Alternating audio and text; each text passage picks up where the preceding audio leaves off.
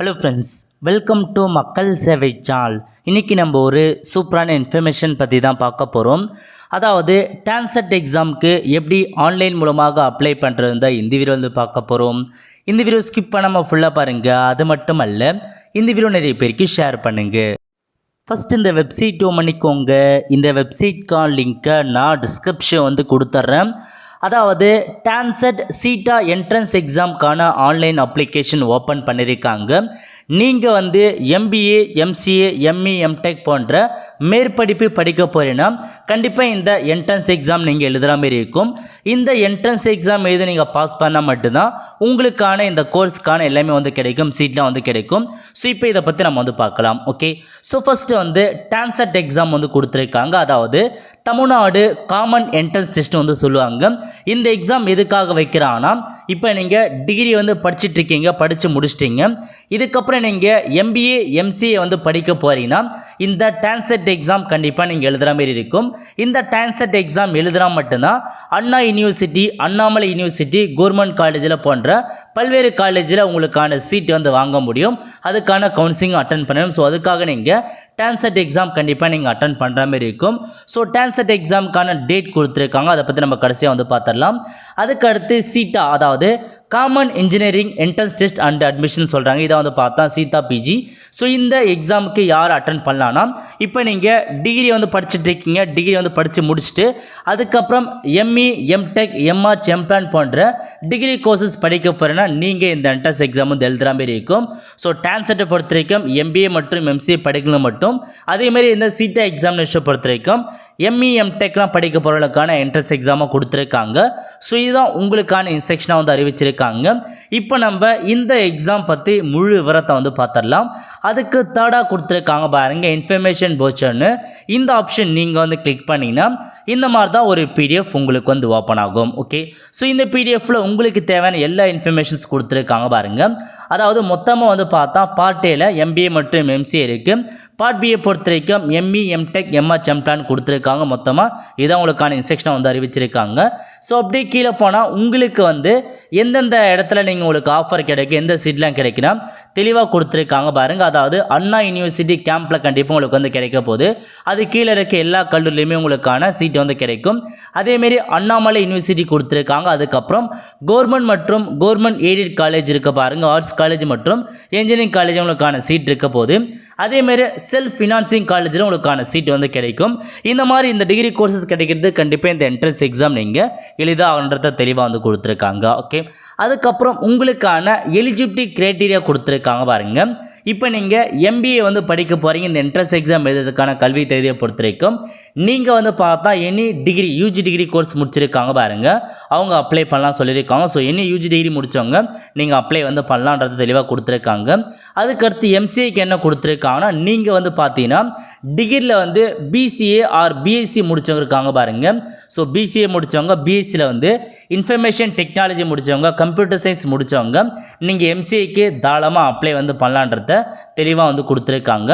So அதுக்கப்புறம் ME, MTech, எம்ஆர்ச், எம்பிளானுக்கான கல்வி தேதியை பொறுத்த வரைக்கும் நீங்கள் வந்து யூஜி டிகிரியில் வந்து பிஇ முடித்தவங்க, பிடெக் முடித்தவங்க, பிஆர்க் முடித்தவங்க, அதேமாரி பிஃபார்ம் டிகிரி ப்ரோக்ராம் முடித்தவங்க, மாஸ்டர் டிகிரி முடித்தவங்க, இவங்க எல்லாருமே நீங்கள் அப்ளை பண்ணிக்கோங்க. ஸோ இப்போ எம்பிஏ, எம்சிஏ, எம்ஏ, எம்டெக் படிக்கிறதுக்கான யூஜி கல்வி தகுதி என்னன்றதை கொடுத்துருக்காங்க. அதுக்கு எதாவது நீங்கள் பார்த்து அப்ளை பண்ணிக்கோங்க. ஸோ நெக்ஸ்ட்டு அப்படியே கீழே வந்தீங்கன்னா உங்களுக்கு வந்து பார்த்தா கொடுத்துருக்காங்க பாருங்கள், எந்த மாதிரி இன்ஸ்ட்ரக்ஷன்லாம் கொடுத்துருக்காங்க. இதுக்கு நீங்கள் ஆன்லைன் மூலமாக அப்ளை பண்ணுற மாதிரி இருக்கும். ஆன்லைனில் அப்ளை பண்ணதுக்கான ஃபீஸ் வந்து கொடுத்துருக்காங்க பாருங்கள். அதாவது நீங்கள் எம்சிஏக்கு மட்டும் அப்ளை பண்ண போகிறீங்கன்னா எஸ்சி, எஸ்சி, எஸ்டிக்கு வந்து 500 ரூபாய் பேமெண்ட் பண்ணுற மாதிரி இருக்கும்.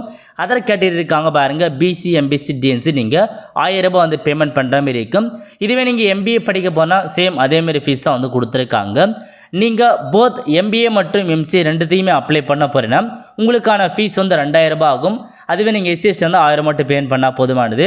அதேமாரி எம்இ, எம்டெக், எம்ஆர், எம்பிளான் படிக்க போகிறவங்களுக்கு எஸ்சிஎஸ்டிக்கு 900 ரூபாய் கொடுத்துருக்காங்க. அதர் கேட்டகரிக்கு 1800 ரூபாய் நீங்கள் ஃபீஸை வந்து பேமெண்ட் பண்ணுற மாதிரி இருக்கும். ஓகே, அதுக்கடுத்து உங்களுக்கான என்ட்ரன்ஸ் எக்ஸாமுக்கான தேதி கொடுத்துருக்காங்க பாருங்கள். எம்சிஏ மற்றும் எம்பிஏக்கான எக்ஸாமினேஷனை பொறுத்த வரைக்கும் 9/3/2024 அன்னைக்கு நடைபெற போகுது.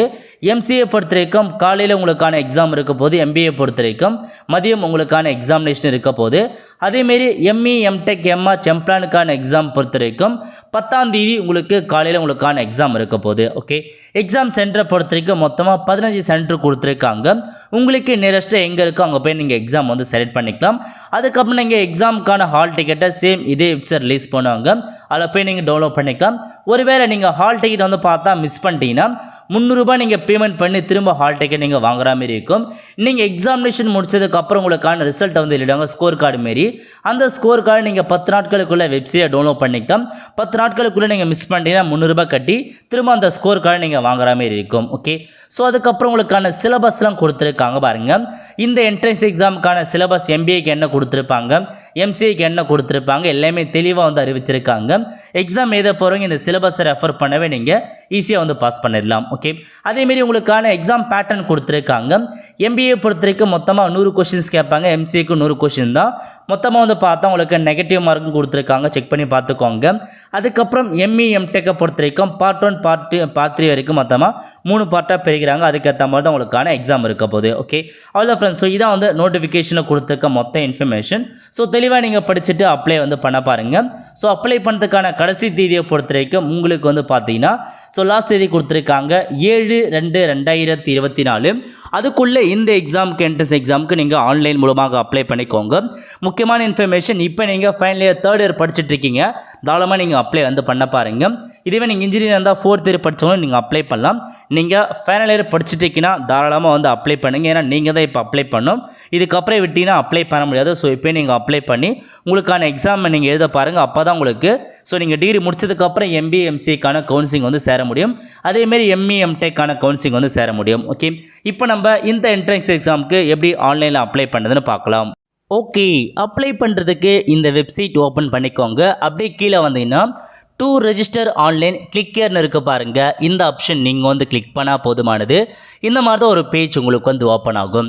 இல்லை செகண்டாக கொடுத்துருக்காங்க பாருங்கள், நியூ யூசர் சைன்அப் இயர்னு. அந்த ஆப்ஷன் நீங்கள் வந்து கிளிக் பண்ணதுக்கப்புறம் புதுசாக நீங்கள் அக்கௌண்ட் வந்து க்ரியேட் பண்ணுற மாதிரி இருக்கும். இதில் நேம் கேட்டிருக்காங்க பாருங்கள். 10th மார்க் ஷீட்டில் உங்கள் நேம் எப்படி இருக்கோ சேம் அதேமாரியே நீங்கள் வந்து கொடுத்துக்கோங்க. இதில் என்ட்ரு பண்ண நேம் வந்து பார்த்தா உடைய மார்க் ஷீட் மற்றும் ஹால் டிக்கெட்டில் சேம் அதேமாரி நேம் தான் வந்து ஷோ ஆகும். அதுக்கேற்ற மாதிரி உங்கள் நேமை நீங்கள் கரெக்டாக வந்து கொடுத்துக்கோங்க. அதுக்கப்புறம் மெயில் ஐடி கேட்டிருக்காங்க பாருங்கள். இதில் போயிட்டு உங்களுக்கான மெயில் ஐடியை நீங்கள் கரெக்டாக வந்து கொடுத்துக்கோங்க, மிஸ்டேக் இல்லாத. அதுக்கப்புறம் டேட் ஆஃப் பர்த் வந்து கேட்டிருக்காங்க. இதில் போயிட்டு 10th மார்க் ஷீட்டில் உங்களுக்கான டேட் ஆஃப் பர்த் எப்படி இருக்கும் சேம் அதேமாரியே நீங்கள் வந்து கொடுக்குற மாதிரி இருக்கும், மிஸ்டேக் இல்லாமல் எல்லா இன்ஃபர்மேஷனுமே கரெக்டாக நீங்கள் ஃபில் பண்ண பாருங்கள். என்ட்ரி பண்ணி முடிச்சதுக்கப்புறம் பாஸ்வேர்டு கேட்டிருக்காங்க. இதில் போயிட்டு உங்களுக்கு பிடிச்ச பாஸ்வேர்டு நீங்கள் வந்து க்ரியேட் பண்ணிக்கோங்க. கன்ஃபார்ம் பாஸ்வேர்டில் போயிட்டு திரும்ப நீங்கள் அதே பாஸ்வேர்டு வந்து கொடுக்குற மாதிரி இருக்கும். அதுக்கப்புறம் மொபைல் நம்பர் கேட்டிருக்காங்க. இதில் போயிட்டு உங்கள் மொபைல் நம்பர் கொடுத்துருக்காங்க. அதுக்கப்புறம் கோர்ஸ் கேட்டிருக்காங்க. நீங்கள் எந்த கோர்ஸ் அப்ளை பண்ண போகிறீங்க, எம்பிஏவா இல்லை எம்சிஏவா, எம்இ எம்டெக் எம்ஆர்ச் பிளானா, இல்லை நான் வந்து பார்த்தா போத் எம்பிஏ மற்றும் எம்சிஏக்கு அப்ளை பண்ண போகிறேன்றத நீங்கள் கொடுக்குற மாதிரி இருக்கும். ஸோ நீங்கள் எந்த கோர்ஸ்க்கான என்ட்ரன்ஸ் எக்ஸாம் எழுத போகிறீங்களோ அதை கரெக்டாக தெளிவாக நீங்கள் வந்து ஃபில் பண்ணுங்கள். ஏன்னா நீங்கள் ஒவ்வொருத்துக்கும் ஃபீஸ் கண்டிப்பாக எக்ஸ்ட்ராவாக நீங்கள் பேமெண்ட் பண்ணுற மாதிரி இருக்கும்.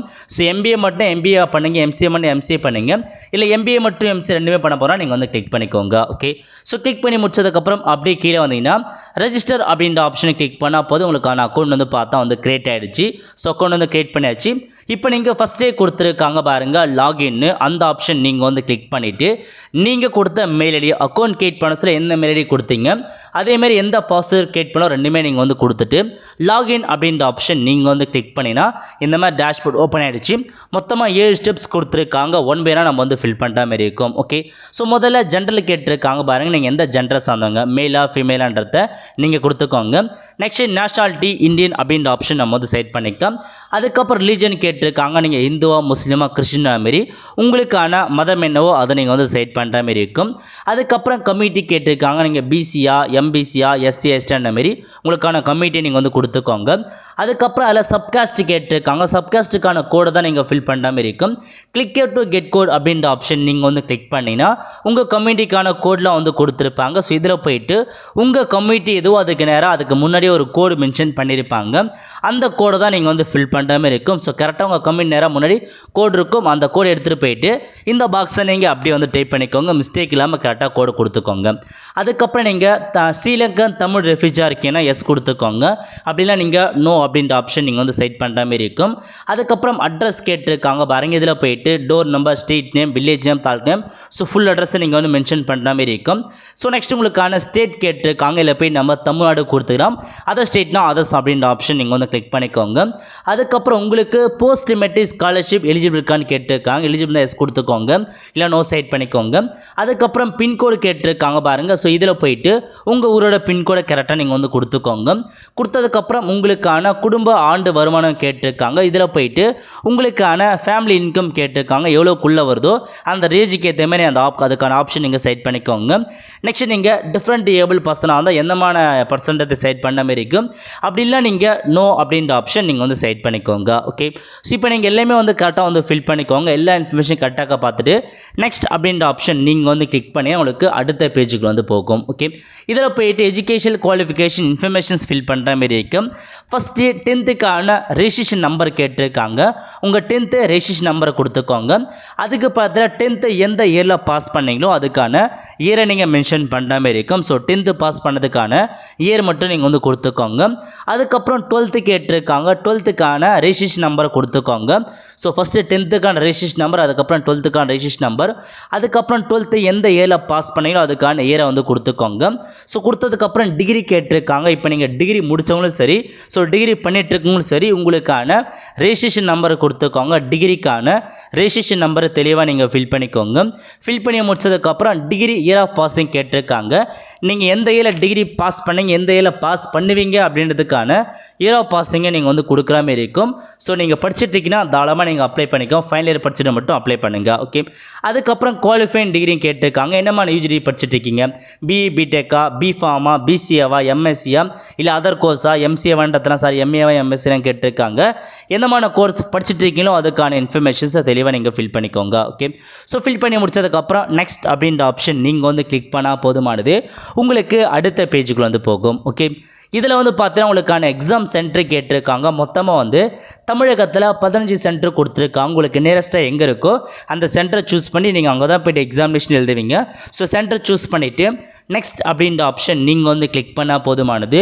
உங்களுக்கான ஃபோட்டோ மற்றும் சிக்னேச்சரை நீங்கள் அப்லோட் வந்து பண்ணுற மாதிரி இருக்கும். ஸோ ஃபோட்டோவை பொறுத்த வரைக்கும் டேரெக்டாக ஸ்ட்ரெயிட்டாக இருக்க மாதிரி உங்களுக்கான ஃபோட்டோ எடுத்துக்கோங்க. பேக்ரவுண்டை பொறுத்த வரைக்கும் கலர்ஸ் கொடுத்துக்கோங்க. இந்த மாதிரி மேலே அறிவிச்சிருக்காங்க. சிக்னேச்சரை பொறுத்த வரைக்கும் சிக்னேச்சரை கிளியராக வந்து தெரியும். ஸோ ரொம்ப லோவாக தெரியக்கூடாது, தெளிவாக இருக்க மாதிரி பார்த்துக்கோங்க. ஓகே, ஸோ ஃபோட்டோவை பொறுத்த வரைக்கும் 50 KBக்குள்ளேன்னு சொல்லியிருக்காங்க. 15 KBலேருந்து 50 KBக்குள்ளே உங்களுக்கான ஃபோட்டோ ரீசைஸ் பண்ணிக்கோங்க. சூஸ் ஃபைல் அப்படின்ற ஆப்ஷன் நீங்கள் வந்து கிளிக் பண்ணி ஃபோட்டோ என்ட்ரு பண்ணதுக்கப்புறம் அப்லோட் கொடுத்துனா உங்களுக்கான ஃபோட்டோ அப்லோட் ஆகிடும். அதுக்கப்புறம் சிக்னேச்சர் கேட்டிருக்காங்க பாருங்கள். சிக்னேச்சரை பொறுத்த வரைக்கும் சேம் அதே மாதிரி தான் சூஸ் ஃபைல் அப்படின்ற ஆப்ஷன் நீங்கள் வந்து கிளிக் பண்ணி உங்களுக்கான சிக்னேச்சர் அப்லோட் பண்ணிக்கோங்க. ஸோ ஒருவேளை சிக்னேச்சர்லாம் ரீசைஸ் பண்ணால் கீழே வெப்சைட் கொடுத்துருக்காங்க.